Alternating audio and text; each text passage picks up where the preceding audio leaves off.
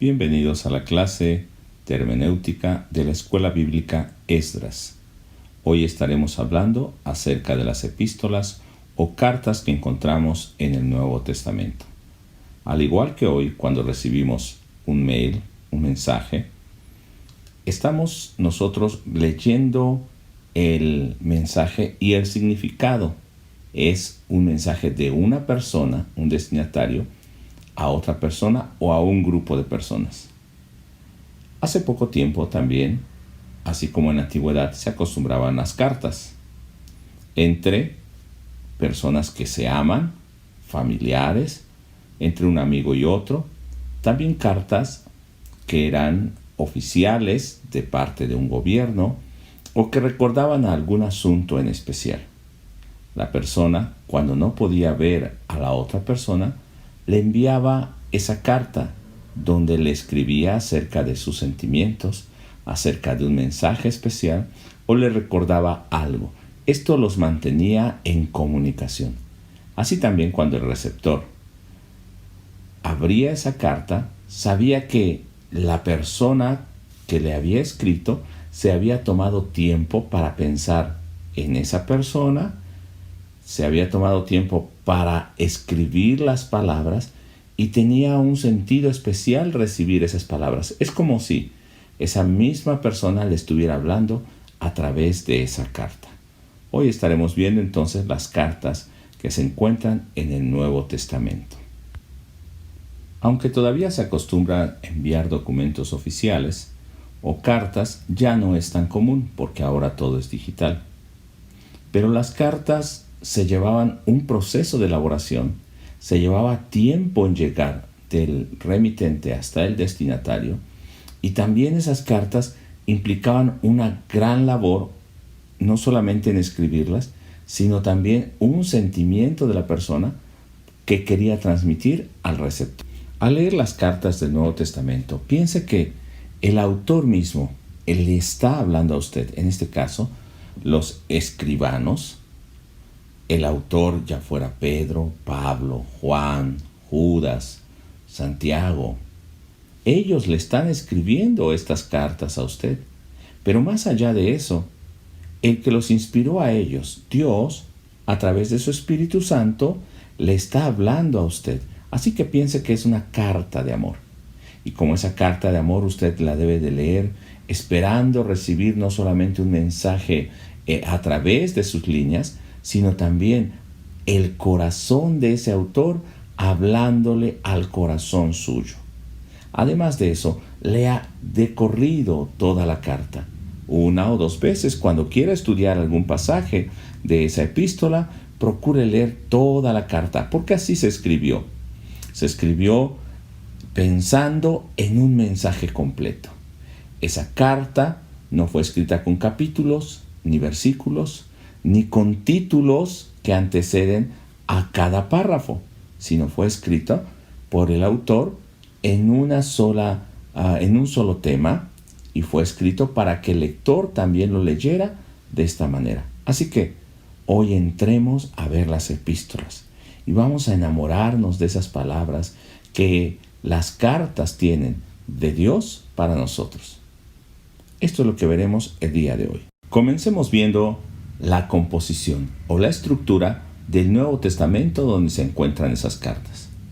Y el Nuevo Testamento consta de 27 libros, de los cuales los primeros 4 son evangelios y nos hablan acerca de la vida y el ministerio de Jesús, así como de los primeros discípulos. Continuando, encontramos un libro histórico, el libro de Hechos, que nos habla acerca de la naciente iglesia cristiana, la obra que los primeros discípulos hicieron en Jerusalén, en Judea, en Samaria y en este caso hasta el mundo conocido alrededor del Imperio Romano. Encontramos tal vez un poco más acerca de la vida de Pablo, porque fue aquel que llevó el ministerio, el evangelio, a los lugares no judíos, a los gentiles, y también extendió el evangelio a partes muy distantes. A continuación, precisamente, encontramos las epístolas o cartas. Y estas cartas va a ser la mayor parte del Nuevo Testamento. Esto es, desde Romanos hasta Judas.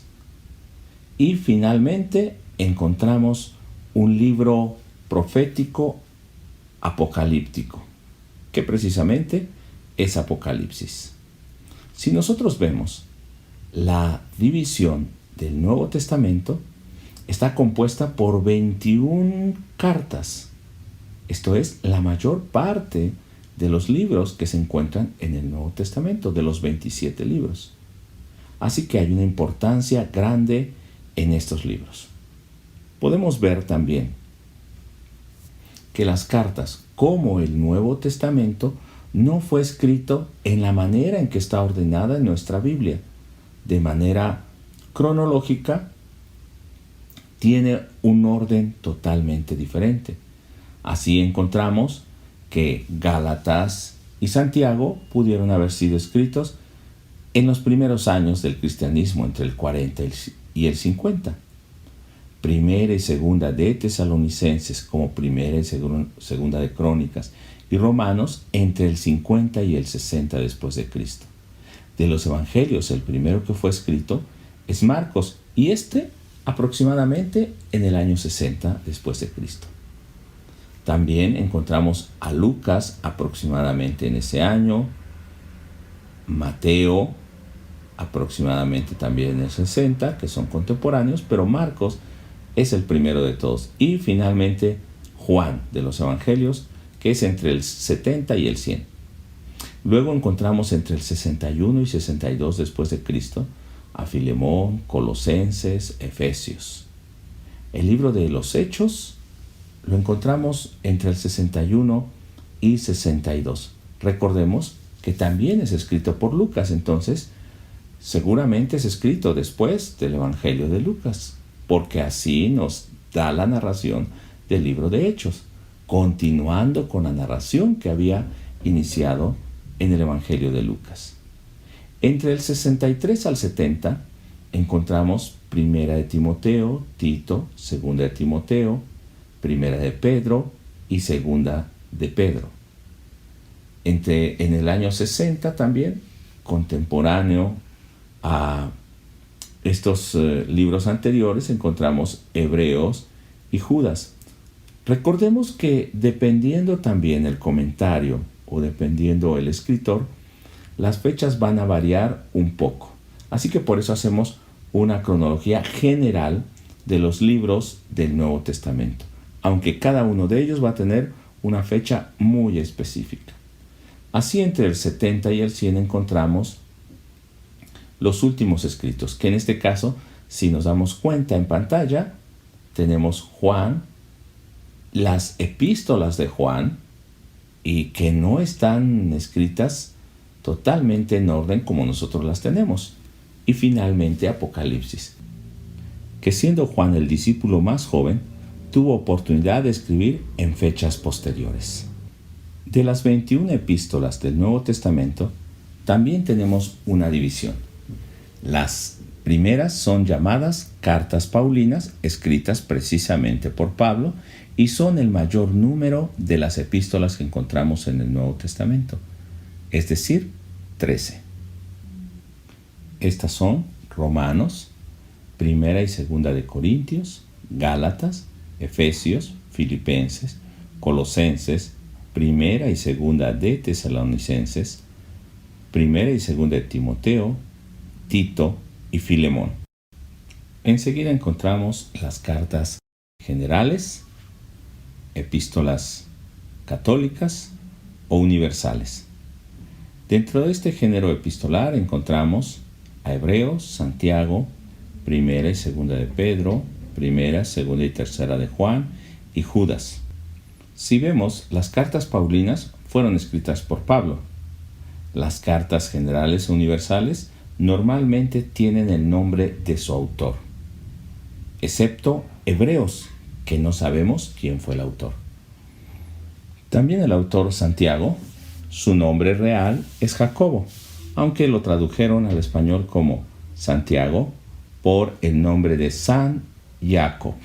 Así que unieron el San con Jacobo, y lo pusieron en un solo nombre, Santiago. Dentro de las cartas paulinas también tenemos una siguiente división, que son las cartas eclesiásticas, que si nos damos cuenta, como está en la pantalla, normalmente tiene el nombre de la iglesia a quien se dirige esa carta, como a los romanos, a los corintios, a Galacia, a Éfeso, a Filipos, a Colosas, a Tesalónica. Y las cartas pastorales, que normalmente tienen el nombre de la persona que recibía esa carta, Timoteo, Tito o Filemón. También se hacen otras divisiones dentro de estas cartas, que no las mencionaremos hoy, pero son las carcelarias, aquellas que se escribieron desde la cárcel; doctrinales, cuando hablan de doctrinas; soteriológicas, cuando se refieren a salvación. Pero eso no lo tocaremos ahora, más que hacer esta división: cartas eclesiásticas y cartas pastorales. A estos escritos del Nuevo Testamento se les llaman cartas o epístolas porque tienen precisamente características propias de una carta de la época. Tal vez algunas no tengan todos los elementos, pero reúnen los elementos suficientes del género epistolar para ser consideradas cartas. Pensemos en las cartas más modernas. Tal vez algunos de los jóvenes ya no hayan acostumbrado a esa carta, pero aún en unos 20 años atrás se acostumbraba a realizar este tipo de cartas, donde se ponía el remitente, la persona que escribía, el destinatario, la persona a quien iba dirigida esa carta, un saludo inicial, el desarrollo precisamente de la carta, todo lo que se le quería decir, y una despedida. De la misma manera, las epístolas o cartas en el Nuevo Testamento tienen más o menos esta estructura. Veamos. Tenían un encabezado, donde en ese encabezado se decía el remitente, en este caso el apóstol Pablo, tal vez Pedro, etc. El destinatario, cuando iba dirigido a Timoteo, cuando es una persona, o el nombre de la iglesia, cuando es un grupo. También había un saludo y una plegaria, o a veces hasta una oración por esos hermanos o por la iglesia. Había una gratitud por alguna razón en especial, una gratitud a Dios por ellos, o una gratitud a ellos directamente por algo bueno que estaban realizando o el buen testimonio que tenían. Luego viene la exposición, que es precisamente el mensaje principal de la carta, donde se desarrollaban los diferentes temas que iba a tratar, aunque normalmente tienen un solo sentido o un mensaje principal, aunque tenga otros mensajes secundarios para darle fortaleza o aclarar el asunto principal. Y finalmente tenía una despedida con unos saludos finales. Si nos damos cuenta, los puntos principales de la carta o el género epistolar en el Nuevo Testamento son encabezado, gratitud, exposición y despedida. Estas cartas fueron escritas a comunidades cristianas en alguna ciudad, una iglesia normalmente fundada por Pablo en el caso de las cartas paulinas. Así encontramos las cartas que fueron escritas a Galacia, a Éfeso, Tesalónica, pero hay un caso en específico que es la carta a los romanos, donde no siendo fundada por Pablo, les escribe a ellos, pero parece ser que hay varios hermanos que conocían a Pablo y habían estado en el ministerio con Pablo, como Priscila y Aquila. Estas cartas paulinas en específico respondían a cierto problema o situación donde el escritor quiere dar una solución y quiere dar una dirección a la iglesia y a la vida de los creyentes. En el caso de las cartas paulinas existe una relación personal con los destinatarios y va a tratar asuntos particulares y concretos. Hablemos, por ejemplo, de las cartas o primera y segunda de Corintios, Por ejemplo, en el capítulo 7, verso 1, en Primera de Corintios, responde Pablo de esta manera: en cuanto a las cosas de que me escribisteis, bueno le sería al hombre no tocar mujer. Esto quiere decir que los corintios le habían preguntado a Pablo acerca de este tema. Entonces está respondiendo acerca de un tema concreto. ¿De qué nos sirve conocer esto? Precisamente para saber que algunas de las respuestas que se dan en estas cartas no son para aplicarse en todo tiempo ni en todo lugar, sino era específicamente para resolver alguna situación que se estaba dando en ese momento específico y en ciertas circunstancias. En el caso de las cartas generales o epístolas universales, que son Hebreos, Santiago, Primera y Segunda de Pedro, Primera, Segunda y Tercera de Juan y Judas, el orden obedece al orden que se encontraba en la Vulgata de Jerónimo y se da prioridad o se ordena de esta manera según Gálatas 2:9, porque Pablo escribe aquí: al reconocer la gracia que me ha sido dada, Jacobo, Pedro y Juan, que eran considerados como columnas, nos dieron a mí y a Bernabé la diestra de compañerismo. Entonces, en este orden, si nos damos cuenta, está Jacobo, Primera y Segunda de Pedro, Primera, Segunda y Tercera de Juan. Las epístolas universales van dirigidas a lectores no identificados, de allí el nombre de universales.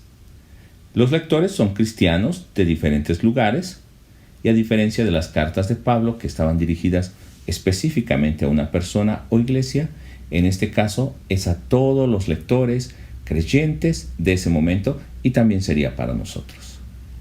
En el caso de estas epístolas universales no hay una relación directa o personal identificable entre destinatario y receptor.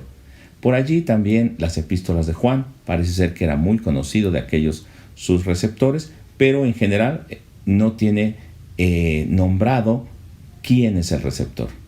No son dirigidas a comunidades fundadas por sus autores, así que ellos pudieron haber sido pastores allí o solamente conocidos de esas comunidades. Los temas también son generales y no muy particulares acerca de asuntos que les hayan preguntado. Son cartas generalmente de exhortación en sentido moral para todo creyente, todo cristiano. Encontramos en las cartas tres propósitos generales. 1. Dar testimonio apostólico como única conexión con el Jesús histórico. 2.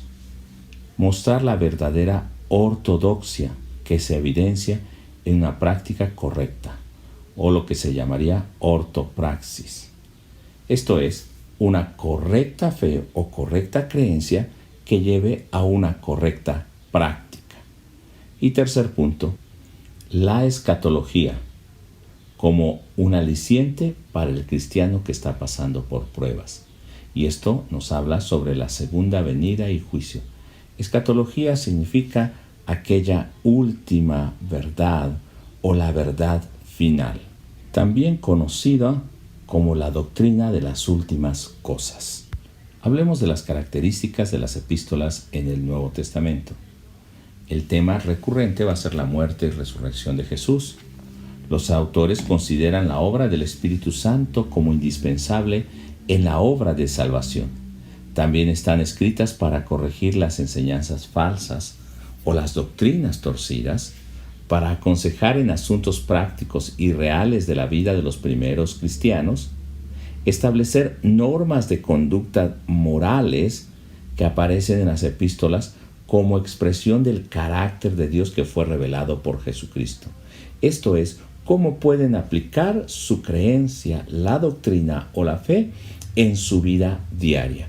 Y tienen un carácter misionero en algunas partes de estas cartas, doctrinal cuando están enseñando asuntos de fe, asuntos de la salvación, didáctico cuando están enseñando, por ejemplo, cómo conducir la iglesia, cómo tratar a los ancianos o a los jóvenes o tratar ciertos asuntos.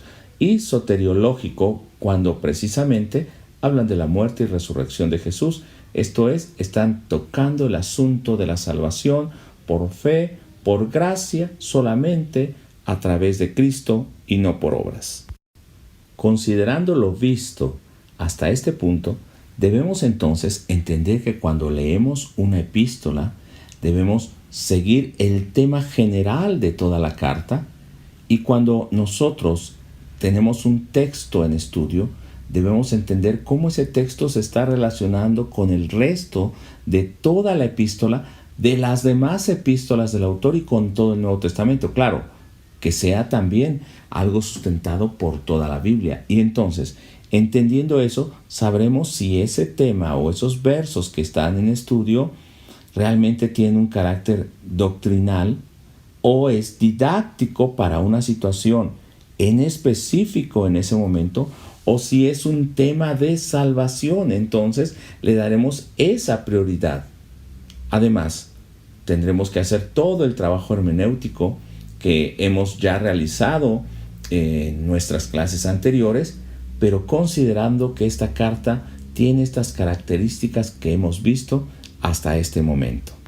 Tampoco debe entenderse que lo escrito en las epístolas son sugerencias que podemos nosotros considerar o no considerar, seguir, aplicar u obedecer, sino que tienen una razón de ser y que aquellos principios, aquellas enseñanzas que fueron relevantes, que fueron útiles en el tema central que es el Evangelio de la salvación y que son doctrinas, que son principios teológicos, estas deben permanecer y se pueden aplicar en nuestro tiempo. No es restarles el carácter de autoridad, sino por el contrario, solamente quitar aquellas cosas que son de un carácter temporal y que no se podrían aplicar en nuestro tiempo. Pero aquellas que son de salvación, que son doctrinas o principios teológicos referente a la salvación en la muerte y la resurrección de Jesús, sí tenemos que considerarlas como permanentes hasta nuestros días. Entendamos la forma en que fueron escritas las epístolas, ya sean las paulinas o las epístolas generales o universales. En primera, debemos considerar que eran un sustituto con autoridad de la persona que la escribió. Es como si el escritor mismo les está hablando en ese momento. Entonces, no solamente es un mensaje o una consideración a tomar en cuenta, sino es la misma persona, el mismo escritor, el apóstol, hablándole a esas personas, la iglesia, la comunidad o a ese grupo en específico. Era el medio común que ellos tenían para comunicarse entre el apóstol, las decisiones de los líderes de la iglesia, recordemos Hechos 15, donde se aconseja cuál es la enseñanza que se debe dar a todos los creyentes, a los no judíos, a los gentiles. También los temas son ocasionales o circunstanciales, y esto debemos de tomar en cuenta para entender el significado de ese texto. Primero, el significado de la carta, como también del texto o el párrafo que tenemos en estudio. ¿Cuál fue la ocasión por la que se escribió esa carta? Y acerca de ese tema, ¿cuáles eran las circunstancias tanto del autor como del receptor o el lector? ¿Cuáles eran las circunstancias y la ocasión específica en ese lugar, en esa iglesia, en esa comunidad o en esa ciudad, para entender el porqué de esa enseñanza? También las epístolas buscan enfrentar situaciones reales y dar soluciones prácticas. Así, con los puntos anteriores, podemos ver si en esas circunstancias nosotros tenemos las mismas situaciones o son diferentes. También si la solución es práctica en nuestros días o tiene que ser una solución diferente, siempre y cuando nosotros podamos entender cuál es el principio teológico o la doctrina de salvación que nosotros estamos mostrando o aplicando en nuestra vida. Las epístolas también aclaraban asuntos y daban aplicaciones de enseñanzas doctrinales. Estos últimos 3 puntos que hemos visto tienen una relación intrínseca, el uno con el otro, y no se puede separar para poner una aplicación o un significado aleatorio como nosotros querramos. Por eso es necesario conocer la ocasión, las circunstancias, la situación real, la forma práctica de aplicarlo, y entonces ver si esa doctrina en este momento, cómo nosotros la podemos aplicar en nuestros días. Además, también de enseñanza doctrinal, hay enseñanzas de comportamiento práctico y moral en los cristianos. Cómo se debe comportar la familia, la esposa, cómo debe ser la relación con la sociedad, con las autoridades, cómo debe ser hasta la forma de vestir. Y nosotros vemos que hay costumbres que no se pueden trasladar tal cual a nuestros días. Pero nosotros podemos encontrar un principio teológico o una enseñanza que sí puede ser aplicable a nuestros días. Para no restarle valor a las epístolas o cartas, veamos la forma en que esas cartas se redactaban y se escribían. No es como ahora que tomamos cualquier papel y tal vez escribimos de manera ligera, porque lo podemos hacer muchas veces, o a través de un dispositivo móvil podemos enviar fotos, videos, muchos mensajes, y a veces con un solo emoji estamos diciendo muchas cosas. O puede ser que enviamos muchos mensajes y no nos importa corregir y mandar otro mensaje aclarando esto. No, en el caso de las cartas en el Nuevo Testamento era un proceso delicado y se le encargaba a veces a un secretario o amanuenses que supieran el arte de poner las palabras correctas. Entonces, si era Pablo, si era Pedro que estaba escribiendo, ellos podían escribir tal vez directamente, pero si tenían a una persona que era más diestra en ese trabajo, mientras ellos daban la doctrina o dictaban la carta, el amanuense ponía la mejor redacción, las mejores formas para que se entendiera el mensaje o las palabras adecuadas. Recordemos que no solamente la iba a leer una persona, sino se iba a leer en público, en voz alta, y muchos la iban a escuchar. Se hacía una versión final después de que se había terminado la redacción y de escribirlo, se revisaba y finalmente se enviaba. Ahora, no era un trabajo de poco tiempo, sino se pensaba bien, se escribía de manera correcta, se pensaba en la reacción de los receptores, y cuando esa carta se enviaba, llevaba el mensaje que el escritor quiso transmitir. Y si nosotros vemos que es Pablo, que es Juan, cuando ellos escriben, en ocasiones están hablando de lo que ha sido su vida, en otras ocasiones de la revelación espiritual que han tenido. Entonces era un trabajo concienzudo y era un trabajo espiritual, porque habían tomado tiempo en oración, como nos dice Pablo en muchas ocasiones, cuando él ha orado por la iglesia, cuando él ha llorado por ellos. Entonces era un trabajo que implicaba no solamente el redactar o el dictar una carta, sino también estaba transmitiendo sus vivencias, su relación con Dios, su comunión con Dios. Así, cuando le enviaban, quien llevaba esta carta tampoco era un servicio postal como ahora, o un mail o un mensaje en WhatsApp, sino que la persona que llevaba esta carta era una persona digna de confianza y que iba a viajar a ese lugar. No solamente era digna de confianza que iba en ese viaje, sino que además era un creyente que conocía perfectamente lo que el autor había querido escribir allí. Además de gastar en ese viaje y llevar un tiempo, a veces de días, semanas o meses, para llegar al lugar donde se llevaba esa carta, nosotros podemos pensar entonces que no era solamente escribir un mensaje. Había un significado muy importante en cada una de las palabras y de los textos que se escribieron. El portador debía entregar específicamente esa carta y dar los detalles que tal vez no se hayan puesto en ella. Tal vez tenía que explicar a los creyentes alguna duda que tuvieran, y esto lo había recibido precisamente del autor. Así que las epístolas o cartas en el Nuevo Testamento son una aproximación no solo al pensar del escritor, sino también a la necesidad propia de los lectores. Era un trabajo arduo, era un trabajo de mucha inversión de tiempo y mucha inversión económica para aquellos que lo hacían como para el que lo llevaba. Cuando los receptores tenían la carta, no crea que es como hoy, que la podemos dejar en cualquier lugar, o se la prestan a una persona y lee un escrito.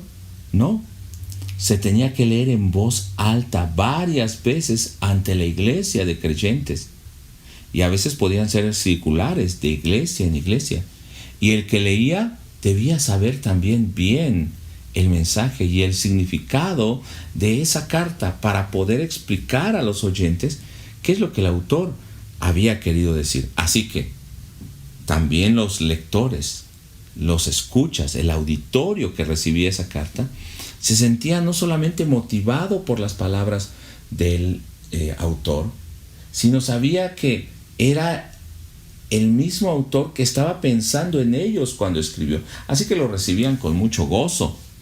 También tenía un sentido de autoridad, porque ellos sabían que era lo que el autor deseaba.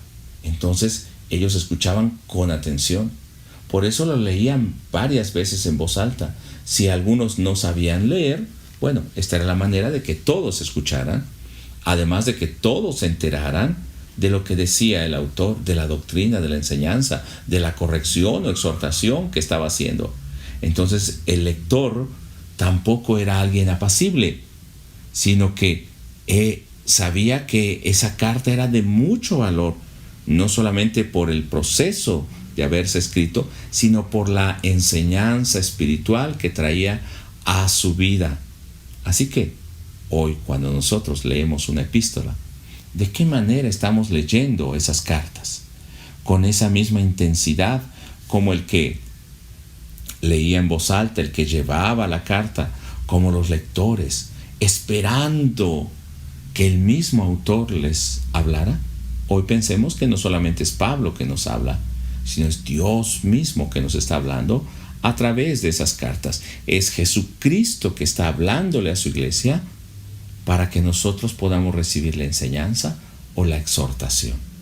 Con anhelo, con deseo, debemos esperar que esas palabras nos hablen el día de hoy.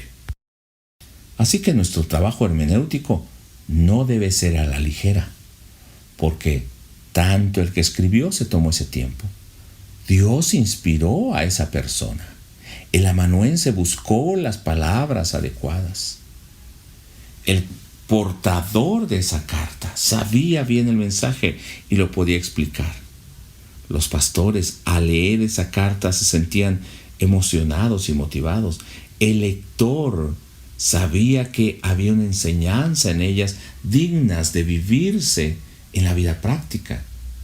Hoy, entonces, cuando leemos, debemos ponernos en el lugar de ese lector, esperando que esa palabra hoy esté transmitiendo una verdad de salvación, una enseñanza que nosotros podamos llevar a nuestra vida práctica. No tome a la ligera el trabajo hermenéutico de interpretar, sino tómese en serio ese trabajo.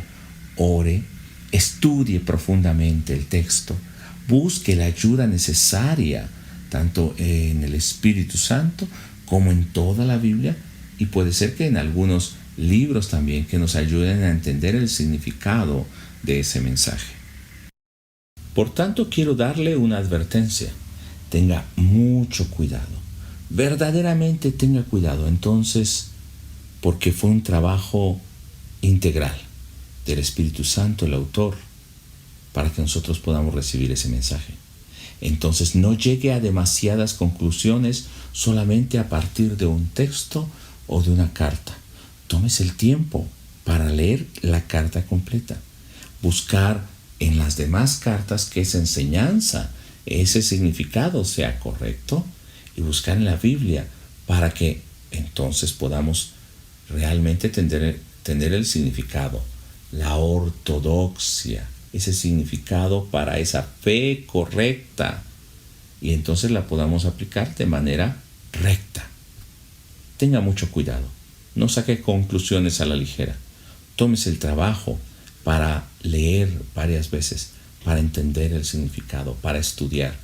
Y no es porque usted tenga que hacer un trabajo solamente de estudio e intelectual, sino es porque el significado espiritual es lo más importante y no debe errar por flojera o por no buscar los medios necesarios para descubrir o para comprender a cabalidad el mensaje.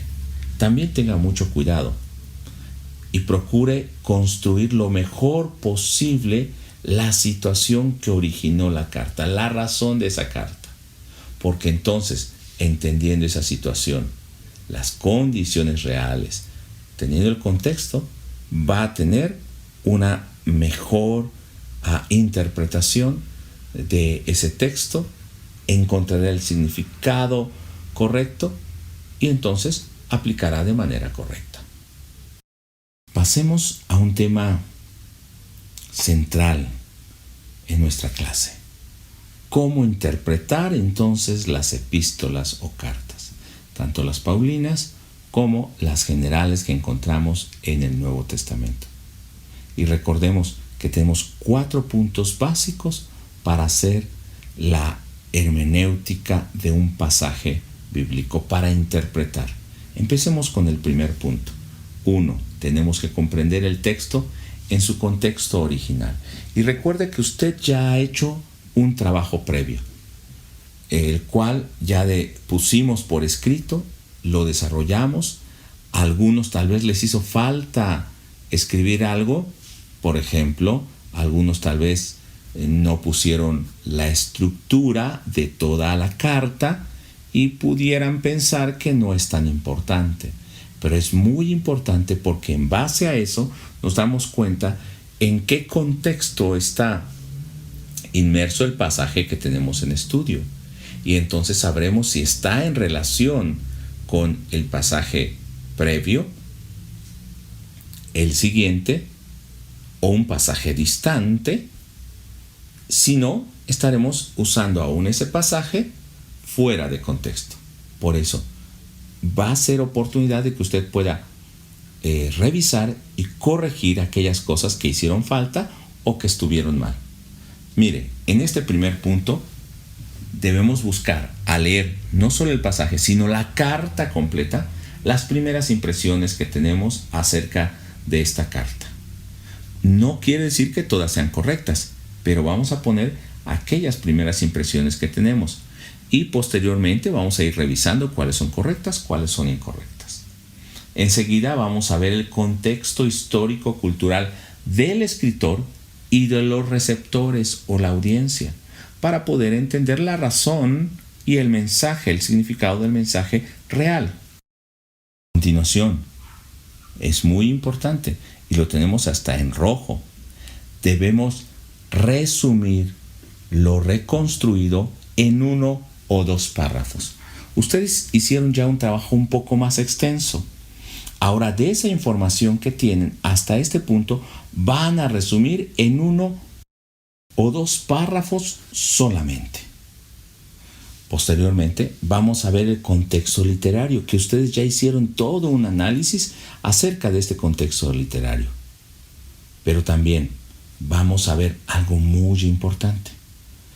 El pasaje que tenemos en estudio, tenemos que ver el párrafo inmediato anterior. Nuestro pasaje en estudio y luego el párrafo inmediato posterior. Y vamos a ver si nuestro pasaje en estudio tiene relación o si verdaderamente estamos siguiendo el flujo de pensamiento del autor. Teniendo esto, todo lo que ustedes ya trabajaron antes en su contexto literario y viendo los párrafos anteriores y posteriores, vamos a redactar en un párrafo lo que el mensaje significó para la audiencia del primer siglo. Y ahí es donde ustedes deben de poner mucha atención, viendo qué es lo más importante, cuál es el significado real, porque de allí vamos a sacar los principios teológicos. Ustedes ya elaboraron un trabajo previo. De eso que ustedes tienen, si lo hicieron bien, entonces van a poder redactar en un párrafo lo que significó para la audiencia. Si ustedes no lo hicieron correctamente, van a tener la oportunidad de corregir y ahora sí hacer esta redacción en un párrafo de manera concreta el significado para la audiencia original. Pasemos al segundo paso para interpretar estas cartas, y es medir la anchura del río a cruzar. En esta anchura del río a cruzar debemos ver las diferencias entre la audiencia bíblica, aquellos que recibieron en primera instancia la carta, y en este caso nosotros, o la audiencia actual. Las circunstancias o situaciones pueden ser muy diferentes a las nuestras. Así que cuando habla de pruebas, no son las mismas pruebas que estamos enfrentando. Cuando pone en evidencia cómo se vive la fe de un creyente, también tenemos que ver si es la misma manera o es diferente a cómo nosotros tenemos que expresar esa fe en nuestros días.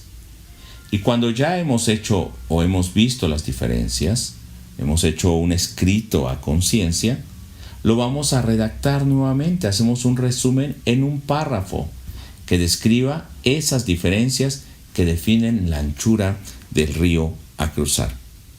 Si nos damos cuenta, hasta este punto, todo el trabajo previo que hemos realizado, solamente tenemos que hacer es revisar, ver si es correcto, poner aquello que nos hace falta y cuando tenemos eso, resumir, buscando solamente lo más importante, lo relevante para poder entender y poner el significado real del pasaje. Puede parecer difícil, pero es también cuestión de práctica. Si usted se habitúa a hacer ese trabajo, le va a ser mucho más sencillo. Y también, si usted ya tiene todo el contexto de una epístola, podrá predicar, enseñar o entender para su propia vida no solamente un pasaje de esa epístola, sino varios pasajes. Podrá preparar temas en serie o podrá tener una comprensión completa de párrafos o de versículos que posiblemente sin haber hecho este trabajo usted tenía una comprensión errónea de ellos y además también fuera de contexto. Así que de esta manera va a ayudarle a entender ese pasaje, la epístola y posiblemente hasta otras epístolas que puedan estar en relación con esta epístola porque es del mismo autor, a la misma iglesia o en circunstancias muy parecidas. Precisamente, habiendo entendido hasta aquí, pasemos al punto 3, que es cruzar el puente de los principios. Y en este punto vamos a describir los principios teológicos que se encuentran en nuestro pasaje en estudio. Y recuerdan que en el punto 1 hablamos acerca de esto. Si nosotros tenemos el significado real, recto de ese texto, allí es donde encontramos esos principios teológicos. Entonces los escribimos, también especificamos el significado que fue para los destinatarios originales, no el que nosotros entendemos, sino el que era para los primeros receptores. Enseguida identificamos y escribimos específicamente el mensaje teológico más amplio para todas las iglesias o todos los pueblos. Primero para la audiencia original, luego para todas las iglesias o pueblos. Y entonces, a partir de este punto, ya estamos en una condición para poder interpretar ese pasaje. El siguiente punto es ver entonces las similitudes o distancias que tenían los destinatarios originales con nosotros. Vemos ya esas similitudes, ya hemos visto en el punto anterior las diferencias, ahora vemos las similitudes. No es que tengamos que encontrar todas las similitudes específicas para poder entender o aplicar ese pasaje, pero sí un número clave o suficiente para saber que tenemos similitudes en situaciones y en aplicación para ese pasaje, que será el siguiente punto. Pero también debemos escribir ese principio o principios teológicos en una o dos frases, en un verbo en presente. Tomemos como ejemplo Efesios 4:25, donde Pablo está diciendo: por lo cual, desechando la mentira, hablad verdad cada uno a su prójimo, porque somos miembros los unos de los otros. Si nosotros encontramos un principio teológico aquí, es que somos, cada uno de los creyentes, parte del cuerpo de Cristo, miembros de la iglesia. ¿Esto lo apoya toda la carta? Claro que sí. En otros pasajes nos va a estar hablando acerca de esa unidad. Lo apoyan otras partes de otras cartas y otros autores. Claro que sí. Todo el Nuevo Testamento. Hoy no veremos esos pasajes, pero está dentro de la enseñanza de toda la Biblia, que ha querido hacer una sola iglesia, un solo pueblo, un cuerpo en Cristo. Si ustedes van a Efesios 5, van a ver esto también, como el matrimonio es reflejo de Cristo con su iglesia. Entonces los miembros del cuerpo de Cristo deben hablar con verdad entre ellos. Pero si nosotros lo escribimos ahora con un verbo en presente, entonces yo, como miembro del cuerpo de Cristo, debo hablar con verdad y no ocultar la mentira. Recordemos que somos parte de ese cuerpo. Y lo que digo con mentira está dañando no solo a otro miembro del cuerpo, sino a todo el cuerpo del cual yo soy parte. Entonces, ese principio, ¿cómo se redacta? Yo, como miembro del cuerpo, hablo con verdad y no encubro la mentira. ¿Es un principio que se puede aplicar en nuestros días? Claro que sí. ¿Que se puede aplicar en cualquier lugar? En China, en México, en Rusia, en Latinoamérica, en Estados Unidos, perfectamente. Y recordemos que esta es una de las características principales de un principio teológico, el que no sea solo para una situación específica o durante un tiempo, sino que esto que fue aplicado y que fue mandado en Efesios o a la iglesia de Éfeso hace 2000 años, todavía es actual para nosotros, tanto el que somos parte del cuerpo de Cristo como tenemos que hablar verdad con nuestro hermano. Para verificar que nuestro principio teológico es correcto, debemos hacernos las siguientes preguntas.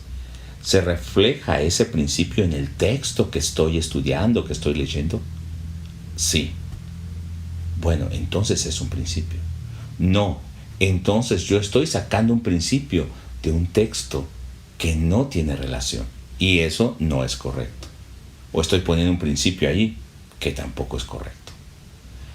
Siguiente pregunta. ¿Es atemporal o está ligado a una situación específica, lo que decíamos hace un momento? Si es una situación específica, entonces no es un principio teológico.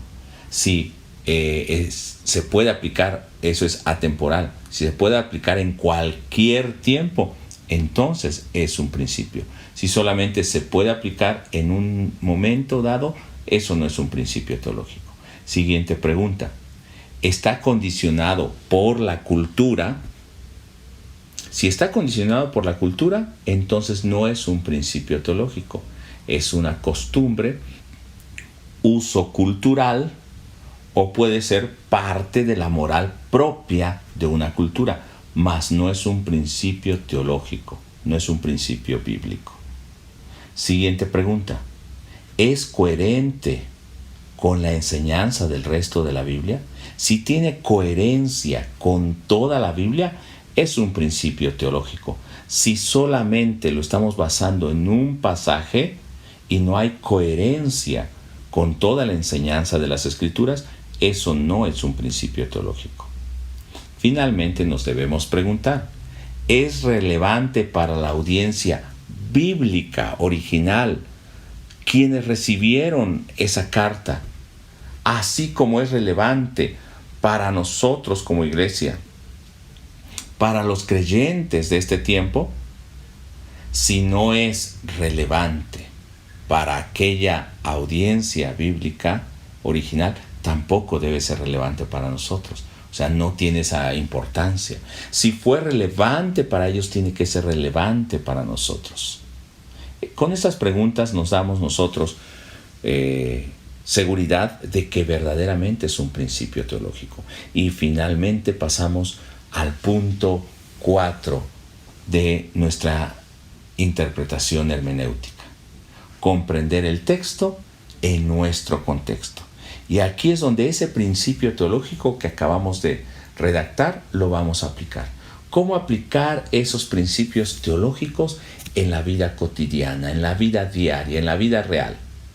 Primero, hay que aplicar el principio al cristiano actual, a la iglesia actual, a tu vida. Y aunque se hayan determinado por el texto, por las circunstancias originales de los primeros lectores, también se puede aplicar de una manera poco diferente tal vez a la nuestra. Habrán algunas que naturalmente se podrán aplicar sin cambio, pero otras sí tendremos que aplicarlas de manera diferente. Como el ejemplo que acabamos de dar anteriormente, el hablar verdad se puede aplicar de manera directa. Otro punto que debemos de considerar es ver cómo se enfrentó la situación original y también cómo se podría enfrentar una situación actual, real en nuestros días, si es la misma circunstancia. Hablemos solamente como ejemplo de la forma de vestir, del trato de el varón hacia la mujer, del trato a los hijos, de las relaciones laborales, que en ese momento había esclavitud y era moralmente y legalmente aceptado con nuestra situación. Todas estas cosas las debemos de considerar y entonces nosotros podremos aplicar con esas reservas, aplicar de manera recta en nuestros días. Cuando nosotros comprendemos este texto en nuestro contexto y lo aplicamos a la vida diaria, buscamos una situación que reúna los elementos claves o principales para poder aplicar. No tienen que ser todos exactamente igual, pero que sean parecida a la situación. Luego, la aplicación debe ser muy específica. Y recuerdan el principio que sacamos, hablar verdad o no encubrir la mentira o no decir mentira. Bueno, vamos a aplicarlo de manera específica a la vida y vamos a ser fiel al significado del texto, a la doctrina que se transmitió. Y ahora lo vamos a aplicar en nuestra vida diaria. ¿De qué manera yo estoy encubriendo una mentira? ¿O no estoy diciendo la verdad completa?